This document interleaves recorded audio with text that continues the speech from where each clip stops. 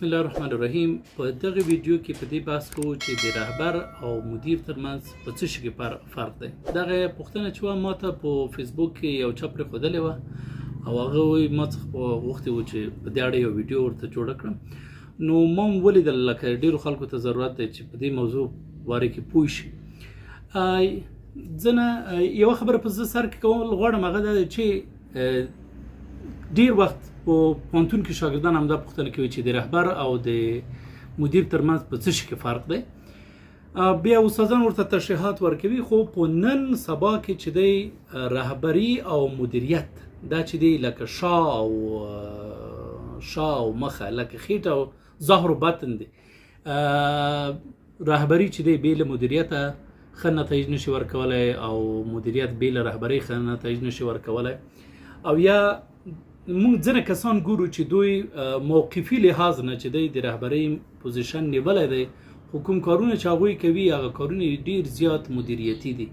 او بیا ځینې مدیران ګورو چې هغوی په مدیریتي موقف کې دي، خو د هغوی کوم کړنې چې دي هغه ډېر زیاتې بیا رهبرۍ ته ورته دي. نو اوس پوښتنه دا چې لکه فرق څه شی دی؟ اول فرق دا دی چې رهبر هغه تا ته چې کوم کار درته وایي هغه در باندې خرڅوي څنګه؟ هغه دا دی چې د هغې په باره کې تا ته د هغې د اهمیت په باره کې تا ته معلومات درکوي، د هغې مفیدیت درته تشریح کوي، د هغې ګټه ادارې ته څه شی دی، د هغې ګټه تا شخصي موقف ته څه شی دی، تا د هغې په اړه هڅوي، زړه درکوي. نو دا خبر مهمه ده چې رهبري په تا باندې کوم نظریات چې دي یا کوم موضوع چې تا ته وړاندې کوي هغه در باندې خرڅوي. خو مدیر چې دی هغه یې درته وایي بس داسې وکړئ. خو دا چې مثلا تا وهڅوي یا دې قانع کړي دې په باره کې ډېر زیات کیدای شي تا سره جر و بحث ونه کړي، فقط درته وایي ویې کړئ او ویې کړئ. او کیدای شي تا سره دا جرأت هم نه وي چې لکه څنګه پوښتنه ترې وکړم چې ولې وکړم او ګټې څه شی دی، ما ته ګټې ادارې ته ګټې څه شی دی، یا چې دی شخصي ژوند کې ګټې څه شی دی، یا هغه سټراټیجیک ګول چې دی هغې لپاره یې ګټه څه شی دی. کیدای ډېر زیات بحث در سره ونه کړم. دویمه خبره دا چې رهبر چې کله تا ته یو څه شی کوي ښیي، هغه درته عملي ښیي. مطلب هغه ته وایي ته راځه ما سره میټینګ ته لاړ شه، وګوره چې زه میټینګ په څه ډول رهبري کوم، یا چې دی ما نن د خارجیانو سره جلسه دی او ته ما سره لاړ شه چې ته وګورې چې زه خارجیانو سره خبرې په څه ډول کوم، د هغوی سره استدلال په څه ډول کوم، هغوی سره بحثونه څه کوم، چې ته یې دا زده کړې او په راتلونکي کې ادارې مشري په غاړه واخلې یا د خپل یونټ مشري په دغه ډول سره وکړي. یا مثلا در سره عملا کینی چې ایمیل کې د دا غلطي دی او ګوره زه ایمیل لیکم، ته وګوره چې زه ایمیل په څه ډول لیکم، ته باید بیا هڅه وکړې چې دا ډول ایمیل وکړې. یا مثلا د پروپوزل لیکلو خبره دی، هغه چې دی ته وایي چې زه تاسو سره په ګډه کار کوم چې پروپوزل څه ډول لیکل کېږي. خو مدیر بیا څه شی کوي، هغه تاسو ته ټریننګ نیسي، ارتقایي ظرفیت درته نیسي. کیدای شي په خپل هم په هغه برخه کې ډېر زیات معلومات ونه لري، خو هغه د ټریننګ له لارې بیا تاسو کولی شئ چې خپل معلومات ترلاسه کړئ او مدیر صاحب هم چې دی تاسو سره ترلاسه کړئ. دریمه خبره دا دی چې رهبران چې دي هغوی اهداف تعیینوي، ادارې لپاره چې دی میشن ویژن هغوی سیټ کوي، اهداف هغوی تعیینوي. بیا مدیران چې دي هغه اهداف تعقیبوي، هغه اهداف چې دی هغوی لپاره ټول هغه فعالیتونه چې ضرورت وړ دي هغه په لاره اچوي، عملي کوي، تر څو اداره هغه اهداف او هغه میشن او هغه ویژن ته ورسیږي. څلورم چې دی د لاجیک او د ایموشن خبره دی. مدیر صاحب چې دی په ډېرو شیانو کې هغه لاجیک ګوري، هغه منطق ګوري، هغه چې دی د هر شی د ادارې د پالیسي او پروسیجر سره مقایسه کوي، هغې کې عقلانیت ګوري. که چېرته عقلانیت ورکې کمزوری و نو کیدای شي د هغې منظوري ورنه کړي. که د یو کار منطق دی ورته صحیح تشریح نه کړ نو کیدای شي اپروول در نه کړي. خو رهبر چې دی هغه بیا ډېر زیات په ایموشنز پسې ګرځي، لکه احساساتو پسې ګرځي. هغوی احساسات لکه داسې دی، زه لکه دا واضح تاسو وایم، ځینې تصمیمونه دي چې هغه په زړه کې نیول کېږي او ځینې تصمیمونه دي چې هغه په مغزو کې نیول کېږي. د هغه زړه کې چې کوم تصمیمونه نیول کېږي په هغې باندې بیا خلک وروسته خفه نه وي، خو هغه چې په مغزو کې نیول کېږي بیا کله خلک ورباندې څه شی کېږي، پښیمانه کېږي او وایي کاشکې داسې مو نه وای کړی. پنځم فرق چې دی رهبران چې دی هغوی کانسپټونه رامنځته کوي، هغوی آیډیاوې رامنځته کوي، هغوی نوې نظریې د ادارې لپاره رامنځته کوي، هغوی د یو ادارې لپاره نوی محصول وړاندې کوي، هغوی یو ادارې ته نوی ډپارټمنټ وربخي، هغوی یو ادارې ته نوی لاین اف پروډکشن چې دی هغه وربخي.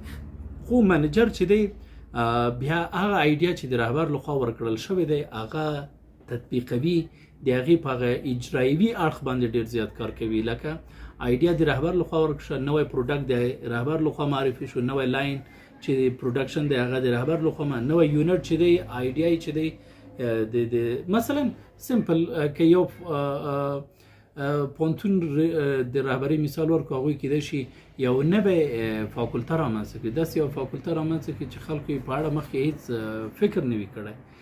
نو بیا منیجر چې دی هغه څه شی کوي، هغه تطبیقاتو اړخ طرف ته ځي. لکه کوم آیډیا چې د رهبر لخوا وړاندې شوی دی هغه باید عملي کړي. نو ځینې شیان ګورئ دا چې زه یې وایم د اول نه تر اخره پورې تر اوسه پورې چې زه دا چې دي دواړه چې دي اوږه په اوږه وشي او دا لکه ضرورت دی په ادارې کې. مونږ ادارې کې داسې کسانو ته ضرورت لرو چې هغوی نوي ابتکارات وکړي، نوي آیډیا ورکړي، مونږ ته نوي اهداف تعیین کړي. په ورته وخت کې مونږ منیجر ته اړتیا لرو چې هغه تطبیقات وکړي. یعنی داسې نه دی چې منیجر چې دی مونږ هغه ټیټ راولو، هغه چې دی په ټیټه کچه کې قرار ورکړو، نه، دواړه چې دي د یوې ادارې لپاره مهم دي، خو د هر یو چې دی خپل ځای هغه معلوم دی. ځای نه مطلب داسې نه دی چې رهبر به تل په جګ موقف کې وي او منیجر به په ټیټ موقف کې وي، نه، کیدای شي ته یو ټیټ موقف کې وي خو تا نه چې کوم هغه ځانګړتیاوې هغه خپرېږي یا چې کومې ځانګړتیاوې ته منعکسوي، هغه ځانګړتیاوې چې دي هغه د یو رهبر ځانګړتیاوې دي. نو بل ډفرنس چې دی منیجر کوشش کوي چې په دفترونو کې د جنجالونو، مشاجرو، مناقشو، منازعاتو مخه ونیسي. خو لکه څو ډول، یو دا دی چې ویره ترې لري، دا باید رامنځته نشي، دا په نطفه کې خنثی کوي، او که بیا چېرته رامنځته شوله بیا کوشش کوي هغې لپاره حل لاره راوباسي، کنفلیکټ ته که نه. خو رهبر چې دی هغه په دفتر کې، په ادارې کې، په مؤسسې کې، په کمپنۍ کې هغه ستونزو ته ګوته نیسي چې تاسو په پروډکشن لاین کې دغه ستونزه ده، تاسو په اډمنسټریټیو برخه کې چې دی پروکیورمنټ منول چې دی هغه نشته دی، نو هغه پروکیورمنټ منول د کمبود له وجې کومې ستونزې چې رامنځته شوي دي هغه باید درته بښیي. لکه کله چې تاسو ډاکټر ته لاړ شئ هغه تاسو وایي چې تا مشکل چې دی یا په ګردې کې دی یا چې دی هغه په زړه کې دی یا ستا سترګې دید چې کمزوری شوی دی دا یې پردې له وجې نه دی، دا په ریټینه کې مشکل دی. نو ډاکټر غوندې تاسو ته هغه مشکلات، هغه ستونزې، هغه جنجالونه چې دي هغه درته په نښه کوي، په ګوته کوي. بل د زیاتره مدیران چې دي هغوی نمبر فوکس دي. نمبر فوکس مطلب هغوی زیاتره کوانټیټي پسې ګرځي. مونږ که د یو پوهنتون مثال ورکړو، مونږ په نوي سیمیستر کې باید 200 شاګردان باید جذب کړي وي، یا مونږ که د یو سوپر مارکیټ مثال ورکړو هغوی وایي چې تا باید د اخر د ورځې پورې چې دی ما ته تقریبا د 80,000 افغانیو سیلز کړی وي. او که چېرته مثلا مونږ د موبایل مثال ورکړو چې یو کمپنۍ د هغه موبایل خرڅوي، نو هغه اخر د میاشتې کې خپلو هغه مامورینو ته وایي چې تاسو باید د اخر د میاشتې پورې چې دی 100 یا 1.5 یا 200 یا 300 موبایلونه باید تاسو پلورلی وي. خو رهبران چې دي هغوی بیا زیاتره چې دي پیپل فوکس دي. پیپل فوکس نو مطلب دا دی چې هغوی وایي که چېرته زه د یو همکار ستونزه ورحل کړم دا یې دې سبب کېږي چې هغه ما ته 100 موبایلونه خرڅ کړي، او که چېرته مثلا زه خپل اداري بخش ته ښه حمایت ورکړم، هغوی ته په ټایم تنخواه ورکړم، هغوی ته موټر ورکړم، هغوی ته دفتر ښه برابر کړم، نو د هغه شیان یې دې سبب کېږي چې ما هغه کوم سټاف یا مامورین چې دي هغوی ما ته کوم ټارګټ مې چې ورته ښودلی دی هغه ټارګټ پوره کړي. یعنې زیاتره هغه انساني اړخ باندې رهبران چې دي ډېر زیات فوکس کوي. بل رهبران چې دي هغوی لونګ رینج ویو لري، لکه هغوی ډېر زیات لرې ګوري، هغوی هغه دورنما چې دی هغه راتلونکي 15 کلونه دي، هغوی راتلونکي 10 کلونه دي. خو د یو مدیر هغه دورنما چې دی هغه کیدای شي د یوې میاشتې تر اخره پورې وي یا 3 میاشتو دننه وي یا د 4 میاشتو، ځکه هغه پروجیکټ بیس اکټیویټیز باندې زیات خپل توجه متمرکزوي چې دغه کوم کارونه چې دي دا په 2 میاشتو کې باید پوره شي، 3 میاشتو کې.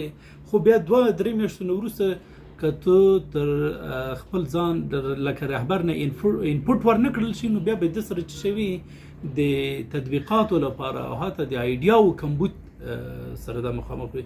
تاسو په دفتر کې ځینې کسان لیدلی وي چې هغوی منیجریل لیول کې کارونه کوي، خو لکه د رهبر لخوا نه بس فقط هغه ABCD چې ورته ویل کېږي هماغه تطبیقوي، د هغې نه اخوا دې خوا ته لکه ټنګې آس غوندې اخوا دې خوا ته فکر نشي کولی.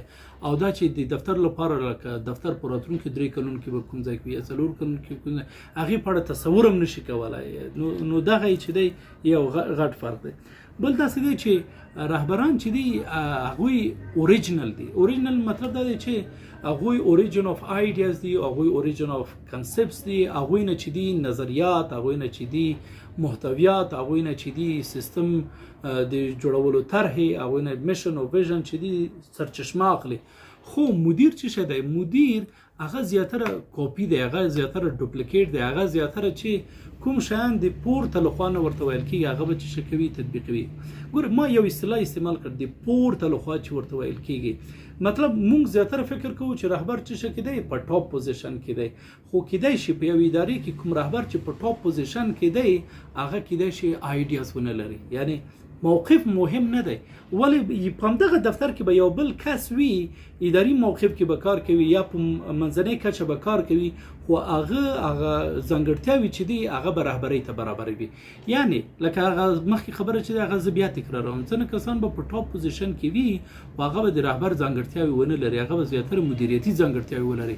خو په ورته وخت کې به یو لاندې کس وي په ټیټ موقف کار کوي ولی هغه سره به د رهبرۍ ځانګړتیاوې وي.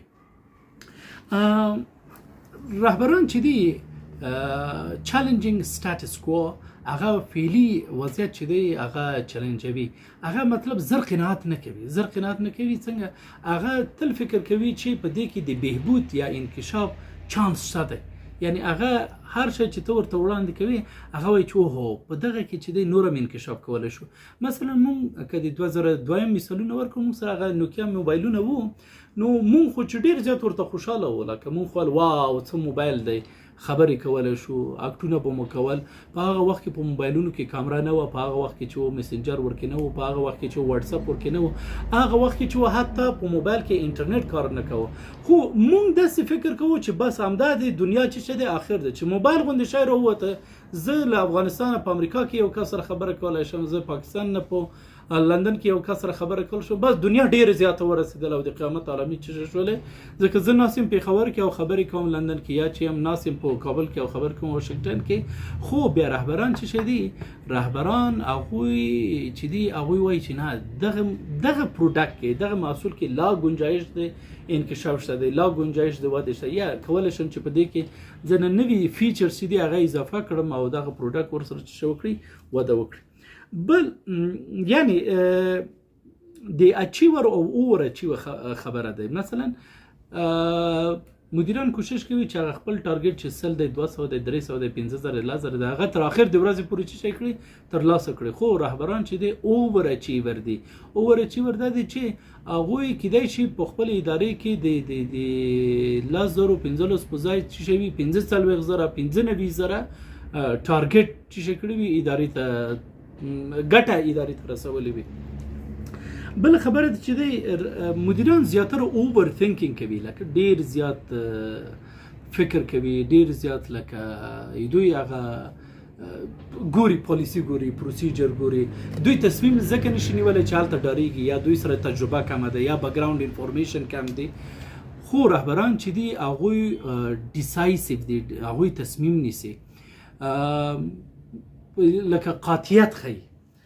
بل خبره چې دی هغه منیجران کوشش کوي چې هغوی کریډیټ چې دی ځان ته راکش کړي. لکه مثلا ټیمې چې دی ښه پروپوزل لیکلی وي نو دی وایي چې والا دای ما برکت و چې دغه پروپوزل کامیاب شو، یا که میټینګ چې دی د کسانو ښه رهبري کړی وي ښه ترسره کړی وي نو دی بیا وایي چې ما دغه هماهنګي او همغږي رامنځته کړې وه چې دغه میټینګ چې دی په ښه ډول سره وشو. خو رهبر چې دی هغه بیا دا رقم نه دی. رهبر چې دی هغه نورو ته کریډیټ ورکوي، هغه ځان ته چې دی هغه کریډیټ نه کش کوي.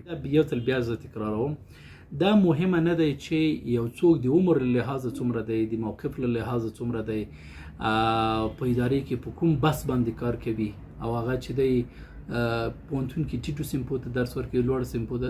دا مهمه خبره نه. په رهبرۍ کې مهمه خبره چې څه دی چې ته نفوذ وکولای شي او دغه نفوذ لپاره ته قدرت اړتیاوې لري. نو دا قدرت څه ډول قدرت دی کې په دې باندې ما مخکې ویډیو جوړه کړې ده. خو که ته نفوذ وکولای شي، تاسو به لیدلی وي چې په اول سیم دویم سیم کې ځینې کسان چې دي دومره ماشومان به وي که نه، هغه به ټول سیم مشري کوي، د سیم کفتان به وي. نو اوس خبره ده چې دغه وړوکی ماشوم چې دی ټریننګ کوم ځای کې اخیستی و، د رهبرۍ ټریننګ یې کوم ځای کې اخیستی و، یا دا رقم ویډیو یې کوم ځای کې لیدلی وه. دا څه نه خدایي و ځانګړتیاوې دي چې یو چا ته یې ورکړي دي او یو بل سړی کولی شي چې هغه زده کړي. نو کنفیوژن نه باید تیر شو، لکه رهبري چې دی تل په ټاپ موقف کې نه وي. هغه تاسو کولی شئ په هر ځای کې چې وایي هماغه ځای نه چې شی کړی وغځوئ، ویې ښیئ او په ثبوت یې ورسوئ. نو که تاسو دا ویډیو خوښه شوي نو نور دوستان سره هم شریکه کړئ، خپل کمنټونه هم راته ولیکئ چې کوم شی درته ډېر زیات خوندور و په دغه ویډیو کې، او بل کوم ویډیو تاسو غواړئ چې زه بله ویډیو جوړه کړم. ډېره زیاته